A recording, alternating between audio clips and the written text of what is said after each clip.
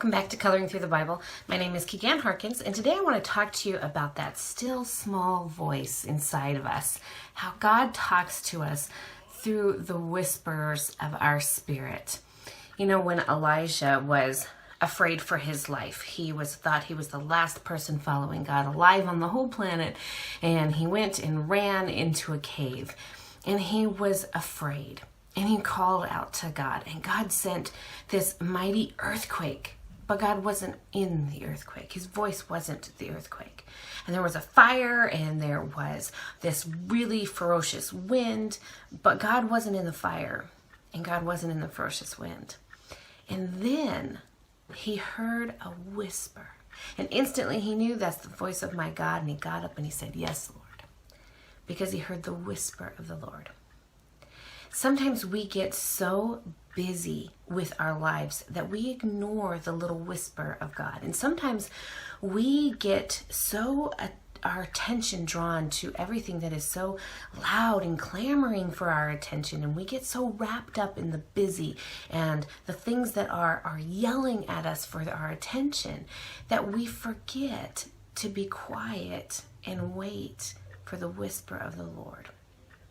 I had a really cool experience yesterday. I was at the store and I was buying some more makeup, and there was a lady there who was, she just had beautiful makeup on. She looked really beautiful, and I thought, oh, I want to know what kind of makeup she uses because I want to use the same thing. It looks really nice. And then I thought, oh my goodness, that's such a dorky thing to do. And I have this horrible habit of walking up to people I don't know and engaging them in conversation like we're best friends, you know, from 20 years ago. And I thought, I really got to stop that. I'm like the weird old lady, only I'm not old yet. So I kind of stopped myself and thought, oh, just whatever she's looking at, I'll go behind her and look at it after she buys it. And I started to walk away, and she got to the end of the aisle, and I felt that little whisper of just ask her, you're going to make her day. So I kind of chased her down. I mean, I am that weird lady, but I kind of chased her down, and I said, I'm sorry, this is a really weird question, but your makeup looks absolutely beautiful, and I wanted to know what kind of makeup you were using. She beamed from ear to ear. She had just had a facial done, and she had just had her makeup professionally applied. And she was beaming. She didn't think anybody noticed. She had spent all of this, time and money having her makeup professionally done, and she was shopping at the store. And to have some stranger notice that she looked really pretty today and her makeup looked really nice, it brightened her entire day. She was glowing. And I thought, oh God, that was you. That was so you. And of course the makeup she was using wasn't makeup I could buy at a drugstore. But it didn't matter at that point because I felt so blessed to be able to be used by God to bless this woman who was now glowing and had a bounce in her step as she was leaving the store. And I thought, God, that's just like you. You care about the little things. You care about our feelings.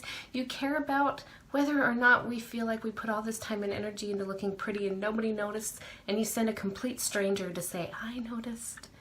And we serve an awesome God, and I just want to encourage you to pay attention to those little whispers, because that's how God speaks to us. Sometimes he will speak in the loud, roaring, calamity of our life when we have no choice but to seek him out. But he wants to have a relationship with us where he whispers and we listen. So I really want to encourage you to just be quiet. Spend your life being quiet with the Lord. Don't make it I spend half an hour a day being quiet with the Lord. Have an attitude of being quiet with the Lord. Life is going to be loud. Life is going to be chaotic. But be sensitive to making a point of not letting any of that outside stuff become so loud that we don't hear the gentle whisper of the Lord. And look for opportunities to bless others, because everyone needs a smile, and you may just be the person to bring that smile to their face. So thanks for joining me today. I hope you've been encouraged a little bit. Have a truly, truly blessed day, and I will see you next time.